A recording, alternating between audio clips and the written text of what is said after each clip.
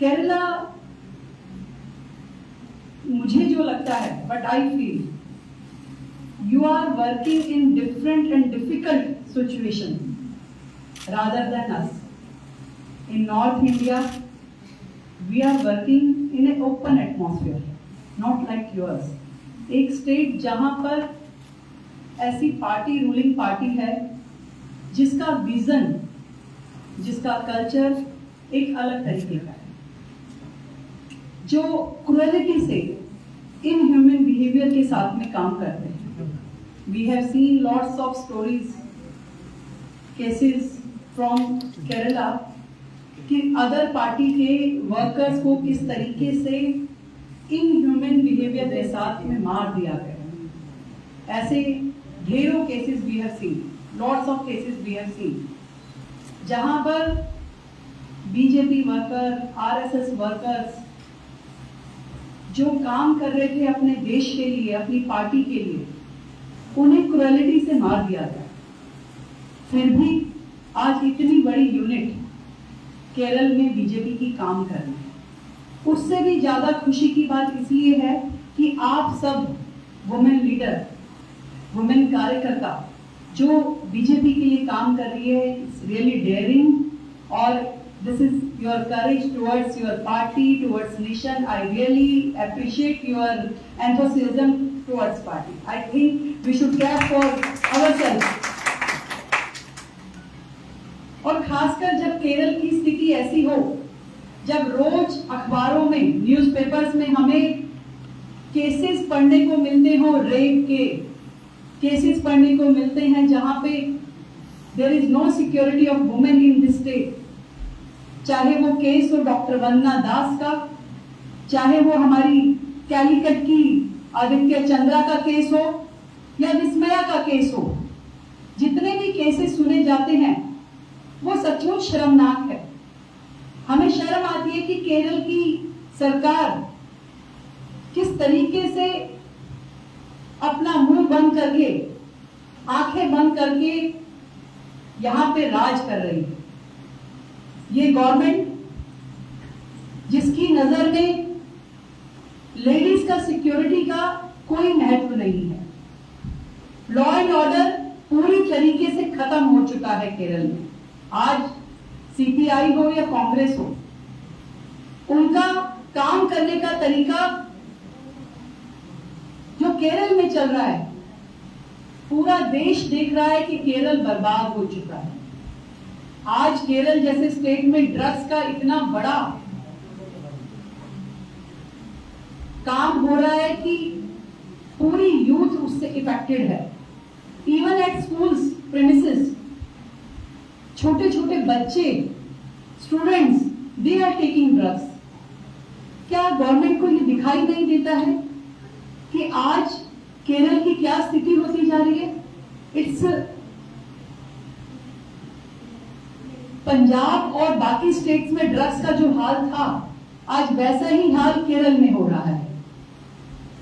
Drugs के कारण से पूरे के पूरे केरल का यूथ, उसका फ्यूचर बिगड़ चुका है. और बट गवर्नमेंट इज डूइंग, क्या कर रही है गवर्नमेंट?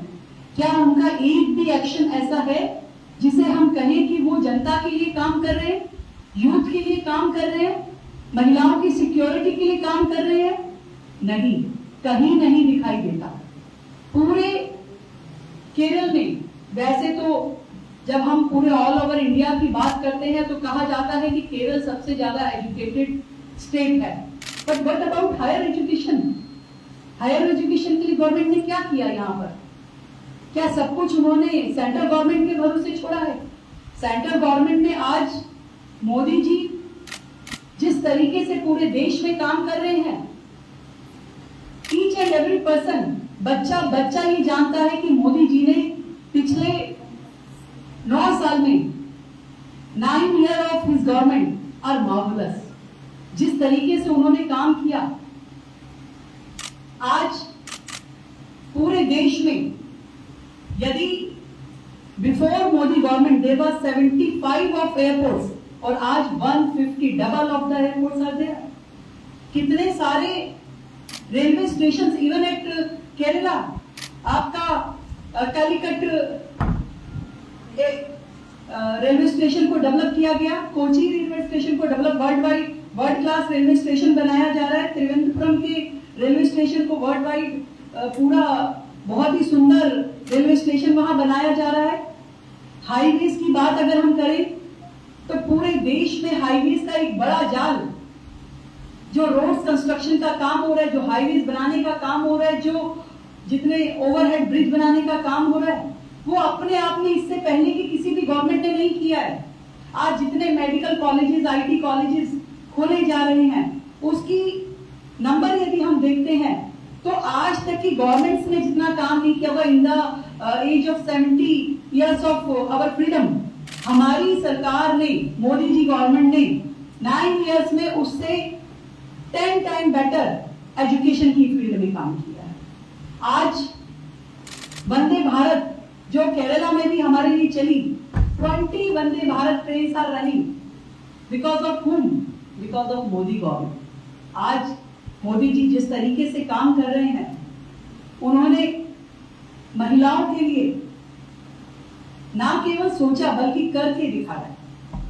इंडिया एक ऐसी कंट्री जहां पे टॉयलेट्स का स्कार्सिटी था, लोगों को ओपन में जाना पड़ता था, आज उस देश में 11 करोड़ टॉयलेट्स बनाए जाते हैं। एक बेसिक नीड जो एक लेडी की है, जिसकी वजह से उसकी लाइफ को थ्रेट रहता था जब वो सुबह सवेरे टॉयलेट के लिए जाती थी, उस चीज को हमारी गवर्नमेंट ने समझा।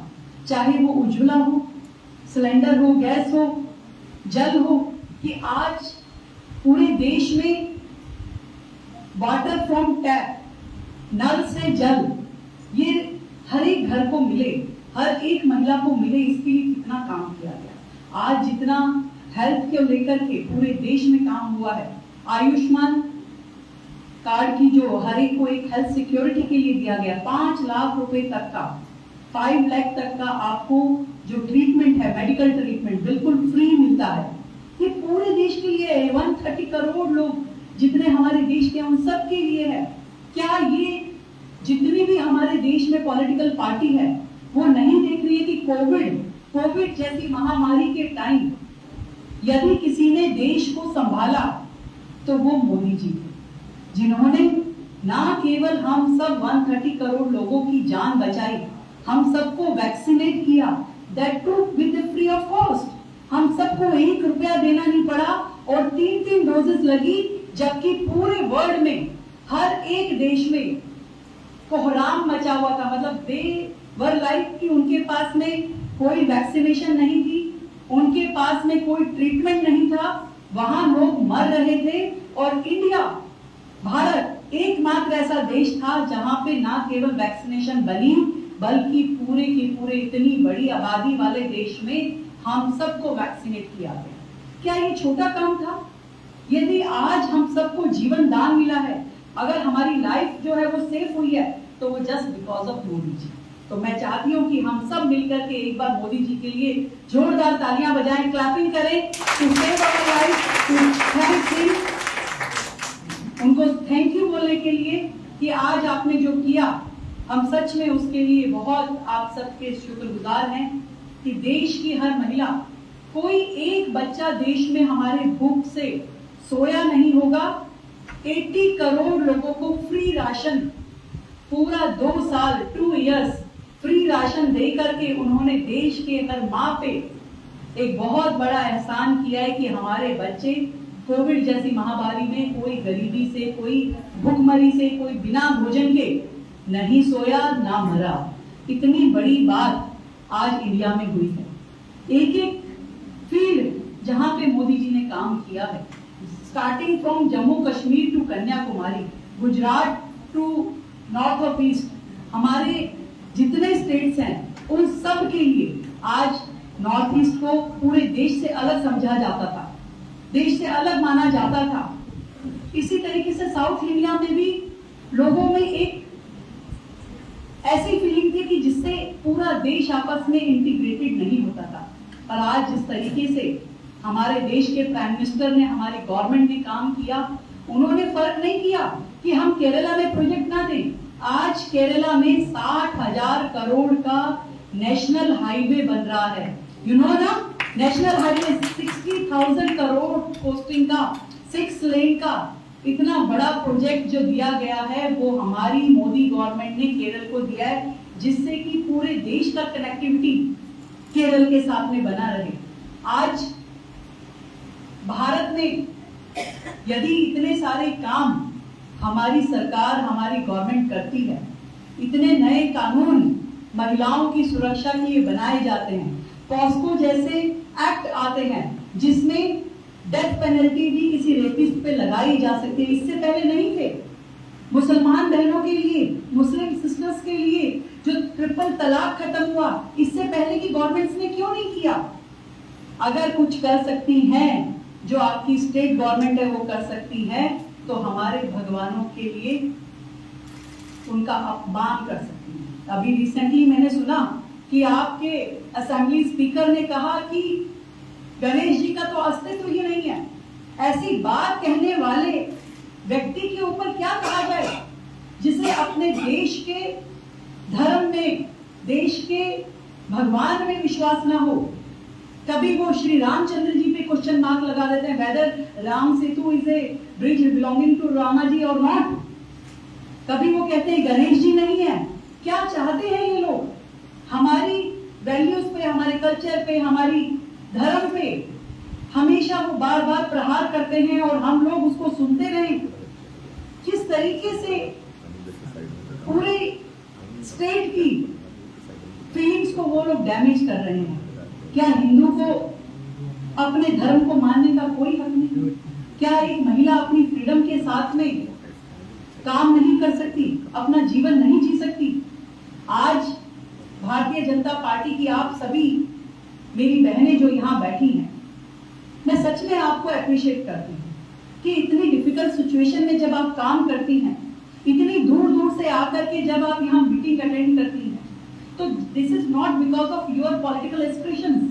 आपकी पॉलिटिकल एक्सप्रेशन के लिए नहीं है, ये है देश की भलाई के लिए, हमारे स्टेट की भलाई के लिए, आने वाली जनरेशंस की फ्यूचर के लिए।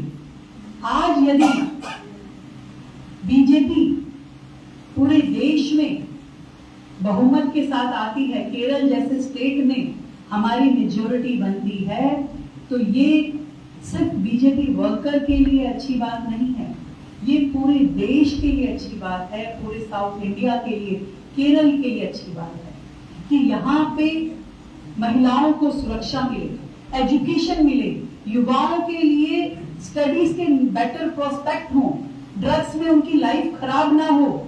आज जो बच्चा पढ़ना चाहता है उसको मौके मिले, जो महिला काम करना चाहती है उसको अपॉर्चुनिटीज मिले, हेल्थ बेनिफिट मिले। ये सारी चीजें केरल में रहते हुए यदि कोई हमें दे सकता है तो मैं समझती हूँ वो बीजेपी गवर्नमेंट दे सकती है। और इस मिशन में हम लोग लगे हैं कि आने वाला, चाहे वो 2024 हो या 2026 में हमारे असेंबली इलेक्शन होंगे, तो चाहे वो 2026 हो या 2024 हो, दोनों इलेक्शंस में हमने बहुत मेहनत करके बीजेपी का वोट परसेंटेज भी बढ़ाना है और ज्यादा से ज्यादा हमें सीटें जीतनी है। ये हमारा विजन है। और उस विजन में सबसे इंपॉर्टेंट जो है मिस्टर राहुल गांधी, जिन्हें अमेठी से स्मृति ईरानी जी ने भगा दिया और उन्होंने केरल में आकर के शेल्टर लिया है। तो मैं समझती हूँ कि यहाँ पे बैठी हुई मेरी सारी बहनें स्मृति ईरानी है और यहाँ से भी उनका पूरा लगेज पैक करके उसको वापस दिल्ली भेजना है। This is our vision. एक एक बहन जो यहाँ बैठी है, आप बहुत अच्छा काम कर रहे हैं। लगातार संगठन के बहुत सारे प्रोजेक्ट यहाँ चल रहे हैं। इवन लास्ट प्रोजेक्ट जो हमारा था मिलेट्स का, आप लोगों ने उसके ऊपर बहुत काम किया। You know, millet is a healthy diet और हमारे इंडिया में मिलेट बहुत ज्यादा मात्रा में है। उसका जो प्रोडक्शन है उसका हमारे देश में होता है, but we were not aware of this thing that millet is such a healthy product. हम सबको वो खाना चाहिए। पर इंटरनेशनली जब 2023 को मिलेट ईयर अनाउंस किया गया और मोदी जी ने इसका इनिशिएटिव लिया कि इंडिया में भी, भारत में भी पब्लिक में अवेयरनेस हो कि मिलेट जो है हम सबको, जो हमारी डाइट का हिस्सा वर्षों से रहा है, और उसे हम इंटेंशनली अपनी डाइट का हिस्सा बनाएं और हर घर में मिलेट का यूजेस बढ़े। इसके लिए हमने पूरे महिला मोर्चा ने देश भर में मिलेट मंथ, जुलाई को मिलेट मंथ के तरीके से सेलिब्रेट किया। I am happy that Kerala has done lots of programme over here, और मिलेट का जो लेकर के पीएम मोदी जी का विजन है मिलेट को लेकर के, उस विजन के लिए हम काम करेंगे और मिलेट को पूरे केरला में और अच्छे से स्प्रेड करेंगे, अवेयरनेस प्रोग्राम्स करेंगे, लोगों को जागरूक करेंगे ताकि मिलेट का उपयोग और ज्यादा बढ़े। Sisters, Vanathi ji, our national president, also given some of the new program for you people. मैं नवेदिता जी को बताना चाहूंगी कि for the roadmap of 2024, we have to do lots of programs. In those programs, we have to concentrate on new voter. New voter is a very important segment. हमें नए voters का enrolment हो, नए वोटर्स का सम्मेलन हो, उन सबको हम इकट्ठा करके उनके साथ में बात करें, संवाद करें, ये प्रोग्राम हमें करना है। इन all the assemblies, in the month of September, we have to do these Nav Matadata program at every assembly seat. And first of all, we have to organize Mandal President meeting at state level. All the Mandal President, you can do one program in the state or organize two programs so that बहनों को बहुत ज्यादा travel ना करना पड़े।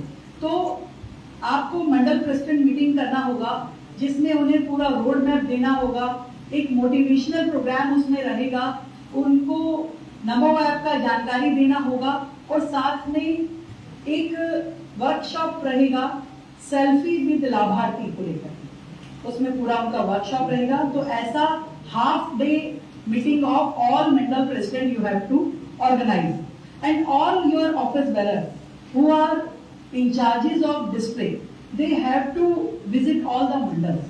उन्हें प्रवास करना होगा सारे अपने डिस्ट्रिक्ट का जहाँ के वो इंचार्ज हैं, और सभी मंडलों में नीचे तक जाकर के आपको कार्यकर्ताओं से बात करनी है, उनकी क्या परेशानियां हैं, उनकी क्या दिक्कतें हैं, कैसे वहां पर वर्किंग एटमॉस्फेयर को और अच्छा बनाया जा सकता है। When ordinary woman is not safe in the Kerala, तो हमारी महिला, हमारी कार्यकर्ता की सुरक्षा का ध्यान भी हमें रखना है। तो उनके साथ में आपका कम्युनिकेशन, उनके साथ में आपका कोऑर्डिनेशन बहुत अच्छा होना चाहिए ताकि उन्हें कोई भी परेशानी हो तो तुरंत आप तक बात पहुंचे, और कहीं पे भी वुमेन सिक्योरिटी का कोई भी इशू, कहीं दूर दराज के विलेज में हो, किसी सिटी में हो, कहीं पे भी हो, वो आपकी जानकारी में आना चाहिए।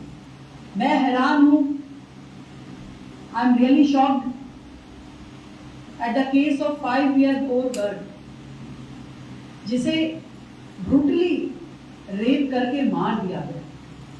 उसका डेड बॉडी को बोरे में बंद करके फेंक दिया, और आपकी स्टेट गवर्नमेंट को, आपकी पुलिस को ये भी नहीं पता कि उनके रिकॉर्ड में वो बच्ची थी या नहीं थी। ऐसा स्टेट जो माइग्रेंट्स का कोई रिकॉर्ड नहीं रखता है, उन्हें कोई सिक्योरिटी नहीं देता है, यहाँ आकर के कोई भी हादसा होता है तो उन्हें कोई रिलीफ नहीं मिलता है, उनकी सिस्टर्स, ये लड़ाई हमें ही लड़नी पड़ेगी। आज तक फ्रीडम फाइटर्स की बात आती है तो नॉर्थ इंडियन फ्रीडम फाइटर्स की बात ज्यादा आती है। सबसे पहला नाम यदि हम लेडीज में बात करते हैं तो हम रानी झांसी लक्ष्मीबाई जी का नाम है, पर जब मैं वुमेन फ्रीडम फाइटर्स पे वर्क कर रही थी तो मैंने देखा कि साउथ में हमारी कितनी सारी फ्रीडम फाइटर थी जिन्होंने देश की आजादी के लिए काम किया, और जो कहीं पे भी झांसी की रानी लक्ष्मीबाई जी से कम नहीं थी। तो आज वही फ्रीडम फाइटर मुझे आप सब में दिखाई देती है। I am seeing those freedom fighter in youth, क्योंकि हमें आजाद होना है ऐसी करप्ट गवर्नमेंट से, ऐसी इनह्यूमन स्टेट गवर्नमेंट से जिनका कोई भी काम लोगों के वेलफेयर के लिए नहीं होता है। They are totally working for their self. उन्हें अपना घर भरना है, उन्हें अपना पेट भरना है, अपनी पार्टी के लोगों को बेनिफिट देना है। पर एक सिंपल वुमेन क्या चाहती है, एक रेजिडेंट क्या चाहता है, एक स्टेट का नागरिक क्या चाहता है, उससे उन्हें कोई मतलब नहीं। तो अब एक मुहिम शुरू होगी, एक नया मूवमेंट शुरू होगा जिसमें हम सब लोग मिलकर के इस गवर्नमेंट के खिलाफ पूरा एक एजुकेशन शुरू करें। जो गवर्नमेंट महिला के लिए, हमारे बच्चों के लिए, उनके फ्यूचर के लिए, यहां तक कि हमारे भगवानों के लिए भी गलत कर सकती है, उसमें हमें कोई विश्वास नहीं। हम सब मिलकर के काम करेंगे। हम लोग सभी शक्ति केंद्रों पे लाभार्थी सम्मेलन करेंगे। वो लोग जिन्हें हमारी गवर्नमेंट के बेनिफिट मिले हैं, उन सबका शक्ति केंद्र पर मीटिंग रहेगी, उनके सम्मेलन रहेंगे। हम सब लोग मिलकर के उनके लिए काम करेंगे। अभी तेलंगाना में भी चुनाव होगा। वी नो दैट 5 स्टेट्स का इलेक्शन होगा नवंबर दिसंबर में। तो हमारे यहाँ से भी तेलंगाना के लिए एक टीम, मैं चाहती हूँ निवेदिता जी निकले और मिल करके, क्योंकि पूरे देश में इस लड़ाई को हमें जारी रखना है। फिर चाहे वो राजस्थान हो, चाहे मध्य प्रदेश हो, चाहे तेलंगाना हो या बाकी स्टेट हो, मिजोरम हो, हमें हर स्टेट में जाकर के लड़ाई लड़नी है। मुझे ध्यान है कि आपकी एक बहुत बड़ी टीम जब उत्तर प्रदेश में, यूपी में इलेक्शन था तो आए थे। कितने लोग आए थे Nivedita ji? Yes, about 10 people were there. 10 लोगों ने आकर के वहां पे उत्तर प्रदेश में काम किया। मैं उन्हें पूछती थी कि वेदर यू नो हिंदी, कि ना हिंदी नहीं आती। मैं कहती then how will you campaign? They we will say vote for BJP, that is enough didi. मैं कहा यस दिस इज एनफ। एक शब्द vote for BJP is enough, क्योंकि हमारा दिल जानता है, हमारी आत्मा बीजेपी से जुड़ी है, our soul is connected to BJP. हम जिस काम में लगे हैं वो काम हमारे अपने लिए नहीं है, वो देश के लिए है, राष्ट्र के लिए है, समाज के लिए है। क्योंकि हमारी पार्टी ने हमें सिखाया है नेशन फर्स्ट। जब हम नेशन फर्स्ट की बात करते हैं तो पूरा देश जम्मू कश्मीर से लेकर कन्याकुमारी तक एक हो जाता है और हम मिल करके लड़ते हैं। मुझे ध्यान है संजीवन जी, जब वानती श्रीनिवासन जी कोयम्बटूर से चुनाव लड़ी तो I was there for 1 month. पूरा हमारा 20 लोगों का एक टीम गया था जिन्होंने वहां रहकर के कैंपेन किया। तो अपोजिशन ने ऑब्जेक्शन लगाया, अरे these north Indian ladies came to Coimbatore, क्या करने आई हैं, क्या करती हैं? तो हमने उन्हें जवाब दिया कि BJP is a such a big family. 11 crore कार्यकर्ता, 11 करोड़ कार्यकर्ता we have family from in all the states of India. आपके पास हो तो आप भी बुला लीजिए, आपके पास है नहीं, हमारे पास इतनी बड़ी फैमिली है। तो हमारे घर का एक सदस्य भी चुनाव लड़ेगा तो we will support him, we will work for him और इसलिए पूरा काम करेंगे।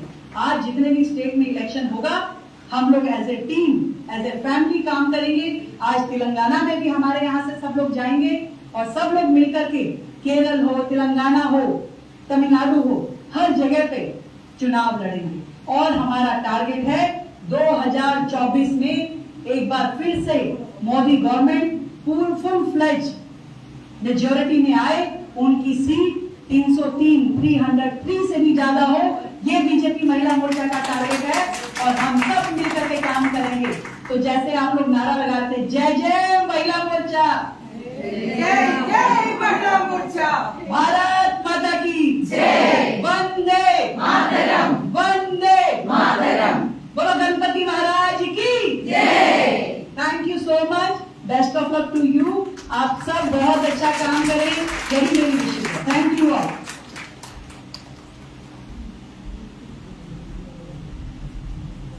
Thank you so much, Radhaji.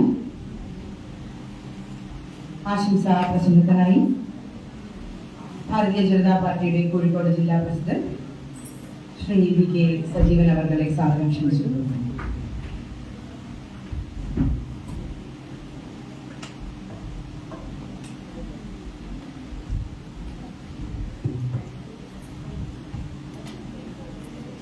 മഹിളാ മോർച്ചയുടെ സംസ്ഥാന സമിതി യോഗത്തിൽ അധ്യക്ഷം വഹിക്കുന്ന സംസ്ഥാന അധ്യക്ഷ നിവേദിത സുബ്രഹ്മണ്യൻ, നമ്മുടെ ഇന്നത്തെ ചീഫ് ഗസ്റ്റ് സംസ്ഥാന സമിതി യോഗത്തിൻ്റെ ഉദ്ഘാടന മഹിളാ മോർച്ചയുടെ ദേശീയ ഉപാധ്യക്ഷ ശ്രീമതി രേഖ മുട്ടാച്ചി, മറ്റ് വേദിയിലെ മഹിളാ മോർച്ച നേതാക്കളെ, ഇവിടെ സന്നിഹിതരായിരിക്കുന്ന സഹോദരന്മാരെ എല്ലാവർക്കും നമസ്കാരം. ഇന്ന് ഇവിടെ ഇന്നലെ മുതൽ പ്ലാൻ ചെയ്ത് വളരെ ബുദ്ധിമുട്ടിയാണ് മഹിളാ മോർച്ചയുടെ നേതാക്കന്മാർ എത്തിയിരിക്കുന്നതെന്ന് എനിക്കറിയാം. പലരും പറഞ്ഞു എറണാകുളത്താണെങ്കിൽ ഞങ്ങൾ രണ്ട് ഭാഗത്തുനിന്നും രാവിലെ പുറത്തോട്ട് എത്താമായിരുന്നു. എനിക്ക് തോന്നുന്നു കഴിഞ്ഞ തവണയും കണ്ണൂരാണ് സംസ്ഥാന സമിതി യോഗം ചേർന്നിട്ടുള്ളത്. ഏതായാലും വളരെ കഷ്ടപ്പെട്ട് ബുദ്ധിമുട്ടി നമ്മുടെ മഹിളാ മോർച്ചയുടെ യോഗത്തിലെത്തിയിരിക്കുന്ന എല്ലാ മഹിളാ നേതാക്കളെയും ഈ സാമൂഹിക മണ്ണിലേക്ക് ഒരിക്കൽ കൂടി സ്വാഗതം ചെയ്യുന്നു. അധ്യക്ഷ പ്രസംഗത്തില് വളരെ വലിയ കാര്യങ്ങൾ തീരുമാനിക്കാൻ വേണ്ടിയിട്ടാണ് ഞങ്ങളെല്ലാവരും കൂടെ ഒരുമിച്ച് ചേർന്നതെന്ന് ഞാൻ മനസ്സിലാക്കുന്നു. Come together, think together, work together എന്നാണ് നമ്മുടെ മുദ്രാവാക്യം.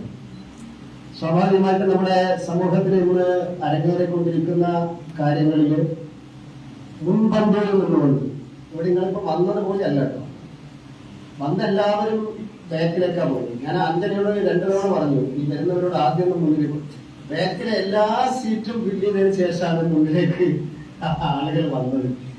പക്ഷെ ഇന്നത്തെ നമ്മുടെ സമൂഹത്തിലെ വിഷയങ്ങൾ പരിശോധിക്കുമ്പോൾ മഹിളാ മോർച്ചയുടെ നേതാക്കന്മാര് മുൻപന്തിയിൽ നിന്ന് പ്രവർത്തിക്കേണ്ട സാഹചര്യം, ഇവിടെ സൂചിപ്പിച്ചതുപോലുള്ള അരാജകത്വം, സ്ത്രീപീഡനം, മയക്കുമരുന്നിന്റെ ആധിപത്യം, ഇതൊന്നും ഞാൻ വിശദീകരിക്കേണ്ട കാര്യമില്ല. നിങ്ങൾ എല്ലാ യോഗത്തിലും സംസാരിക്കുന്ന ഗൗരവതരമായിട്ടുള്ളൊരു വിഷയമാണെന്ന് ഞാൻ കരുതുന്നു. തീർച്ചയായിട്ടും ഇത്തരം സാമൂഹ്യ വിപത്തുകൾക്കെതിരായിട്ടുള്ള പോരാട്ടത്തിൽ ഇന്നത്തെ ഈ മഹിളാ മോർച്ചയുടെ സംസ്ഥാന സമിതി യോഗം ആ പ്രക്ഷോഭത്തിന് നേതൃത്വം കൊടുക്കാൻ വേണ്ടിയിട്ടുള്ള പരിപാടികൾ ആവിഷ്കരിക്കുമെന്നാണ് ഞാൻ മനസ്സിലാക്കുന്നത്. നമുക്ക് ഏതായാലും അടുത്ത സെഷന്റെ സമയമായി. അതിനു മുമ്പേ ഇവിടെ രേഖാ ഗുപ്താജി സൂചിപ്പിച്ചതുപോലെയുള്ള മില്ലറ്റ്സിന്റെ ഒരു പ്രോത്സാഹനത്തിന് വേണ്ടി മഹിളാ മോർച്ചയുടെ കോഴിക്കോട് ജില്ലാ കമ്മിറ്റി കഴിഞ്ഞ ദിവസം പരിപാടി സംഘടിപ്പിച്ചിട്ടുണ്ടായിരുന്നു, അദ്ദേഹം ശ്രദ്ധപ്പെടുത്തുകയാണ്. അതോടൊപ്പം ഇവിടെ നമ്മുടെ ഒരു മില്ലറ്റ്സ് മുത്താറിയുടെ പായസം വിതരണം ചെയ്തുകൊണ്ട് അതിനൊരു പ്രോത്സാഹനം കൊടുക്കുകയാണ്. ഈ മില്ലറ്റ്സ് എന്ന് പറഞ്ഞാൽ നമ്മൾ ഈ എന്താ ചെറിയവരെന്നാണ് നമ്മൾ വിചാരിച്ചിരുന്നത്. പക്ഷേ വലിയവരെക്കാൾ പ്രാധാന്യം ഇപ്പൊ ചെറുധാന്യങ്ങൾക്കാണ്, വലിയ ഈ ചെറിയ ആളുകൾക്കാണെന്നാണ് ഇപ്പൊ പറയുന്നത്. മാത്രമല്ല നമ്മള് ലോകം നേരിടുന്ന ഗുരുതരമായിട്ടുള്ള പ്രശ്നങ്ങൾക്ക് നമ്മളാണ് ഇപ്പൊ പരിഹാരം കാണാൻ വേണ്ടി ശ്രമിക്കുന്നത്. ഭാരതമാണ്, കാരണം ഇന്ത്യയാണ് ഐക്യരാഷ്ട്രസഭയില് ഈ ചെറുധാന്യങ്ങളുടെ പ്രോത്സാഹനത്തിന് വേണ്ടി ഒരു വർഷം ഈ 2023 അന്താരാഷ്ട്ര ചെറുധാന്യ വർഷമായിട്ട് ആചരിക്കാനുള്ള ഒരു ശുപാർശ സമർപ്പിച്ചത്. അത് അംഗീകരിച്ചുകൊണ്ടാണ് ലോകം മുഴുവൻ ഇന്ന് അത് ആഘോഷിക്കുന്നത്. തീർച്ചയായിട്ടും അതിന്റെ പ്രാധാന്യം അത് മഹിളാ മോർച്ചക്കാർക്ക് തന്നെയാണ്. കാരണം എന്താണെന്ന് വെച്ചാല് വീട്ടിലെ മഹിളകൾ തീരുമാനിക്കാതെ ആഹാര രീതി മാറ്റാൻ പറ്റുമെന്ന് എനിക്ക് തോന്നുന്നില്ല. കാരണം അവര് മറ്റേ മന്തിയിലും പൊറാട്ടയിലും തന്നെ ശ്രദ്ധ കേന്ദ്രീകരിച്ചാൽ ഈ മില്ലറ്റ്സ് ഒക്കെ ഔട്ടായി പോകും. അതുകൊണ്ട് കറക്റ്റ് എവിടെയാണോ അത് ചർച്ച ചെയ്യുന്നത് അവിടെ തന്നെയാണ് ഈ മില്ലറ്റ്സിനെ കുറിച്ച് ചർച്ച ചെയ്യുന്നത് എന്നാണ് എനിക്ക് തോന്നുന്നത്. ഏതായാലും വൈകുന്നേരം വരെയുള്ള ഈ മഹിളാ മോർച്ചയുടെ കമ്മിറ്റിയിൽ വളരെ നിങ്ങളുടെ എല്ലാവരുടെയും പങ്കാളിത്തത്തോടു കൂടിയുള്ള ചർച്ചയും തീരുമാനങ്ങളും കേരളത്തിലെ ഒരു ഏറ്റവും വലിയ മഹിളാ മുന്നേറ്റത്തിന് നാന്ദി കുറിക്കുന്ന തീരുമാനങ്ങളൊക്കെ പുറത്തു വരട്ടെ എന്ന് ആശംസിച്ചുകൊണ്ട് എന്റെ വാക്കുകൾ ചുമക്കുന്നു. നമസ്കാരം.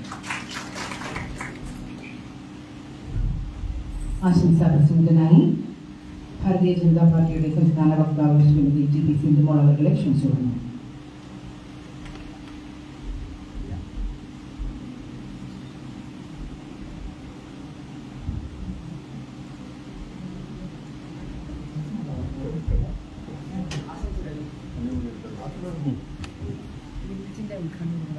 മഹിളാ മോർച്ച സംസ്ഥാന കമ്മിറ്റിയുടെ ബഹുമാന്യായ അധ്യക്ഷ, മഹിളാ മോർച്ച സംസ്ഥാന പ്രസിഡന്റ് അഡ്വക്കേറ്റ് നിവേദിത സുബ്രഹ്മണ്യൻ,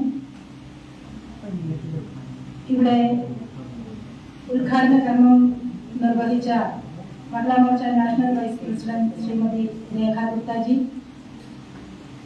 വേദിയിൽ സന്നിഹിതരായിരിക്കുന്ന മഹിളാ മോർച്ചയുടെ ഭാരവാഹികൾ, ബഹുമാന്യനായ കോഴിക്കോട് ജില്ലാ president Shri V K Sajeevan അവർ, ഇവിടെ എത്തിയിരിക്കുന്ന മഹിളാ മോർച്ചയുടെ സംസ്ഥാന ഭാരവാഹികളുടെ എന്റെ പ്രിയപ്പെട്ട സഹോദരിമാരെ, എല്ലാവർക്കും നമസ്കാരം.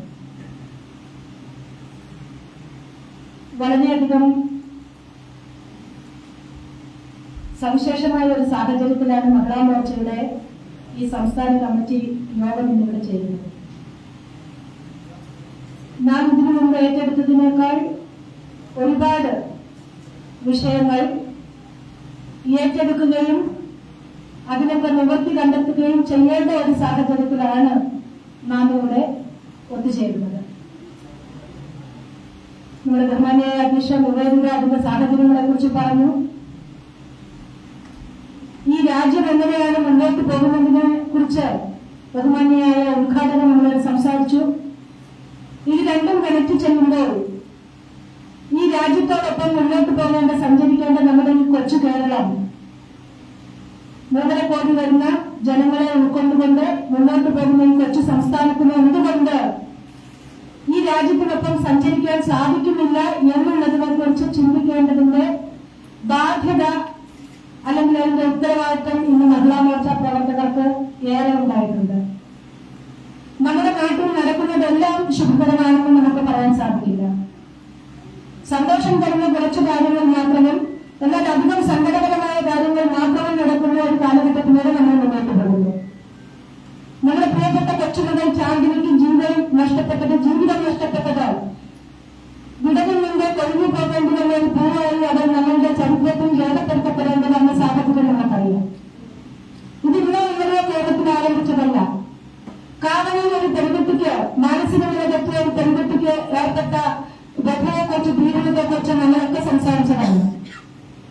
അതിനു മുമ്പ് നാളെയാണ് മുതൽ ഇങ്ങോട്ട് നമ്മുടെ പിഞ്ചുമക്കൾ അനുഭവിക്കുന്ന തെരുവിൽ നിന്ന് സുരക്ഷിതരല്ല കേരളത്തിലെന്നല്ല ആ ഒരു തോന്നൽ ശക്തമായിക്കൊള്ളുന്ന സാഹചര്യത്തിലാണ് ആളുകൾ വീണ്ടും 5 വയസ്സുള്ള നമ്മുടെ ചാന്ദിനി നഷ്ടപ്പെട്ടിരിക്കുന്നത്. ഇതിനെല്ലാം ഇവിടുത്തെ ഗവൺമെന്റ് പറയുന്നത് കേരളത്തിലെ ആളുകൾ സാക്ഷരരാണ്, കേരളത്തിലെ ആളുകളല്ലല്ലോ ഇത് പുറത്തു നിന്ന് ചെയ്യുന്നതാണ് എന്ന് പറയുന്നത്. അവിടെ മൊഴിയെടുക്കാൻ നമ്മളുടെ മുന്നിൽ ഉള്ള ഉത്തമ ഉദാഹരണം വാളയാർ പണ്ടതാണ്. അത് കേരളത്തിലുള്ളവർ തന്നെയായിരുന്നു. ഈ ഭരണത്തിന്റെ തലവിൽ തന്നെ ജീവിച്ചവരായിരുന്നു. ഇവിടെ സംഭവിക്കുന്നതെല്ലാം സ്ത്രീപീഡനങ്ങളുടെ പിറകിലായാലും ഇത്തരം കാര്യങ്ങളിലായാലും അതൊക്കെ ഈ ഭരണത്തിന്റെ തലവിൽ നിന്നുകൊണ്ടാകണം എന്നുള്ളത് തുറന്നു കാണിക്കുവാൻ മഹിളാ മോർച്ചയ്ക്ക് സാധിക്കും. അതിന് ചെറിയ സമരങ്ങൾ പോരാ, ചെറിയ പ്രതിഷേധങ്ങൾ പോരാ. സമരങ്ങൾക്കൊപ്പം നമ്മൾ ഏറ്റെടുക്കേണ്ടത് ഉത്തരവാദിത്തപരമായി നമുക്ക് ചെയ്യാനുള്ള സന്ദേശങ്ങൾ എത്തിക്കാനുള്ള മറ്റൊരുപാട് കാര്യങ്ങൾ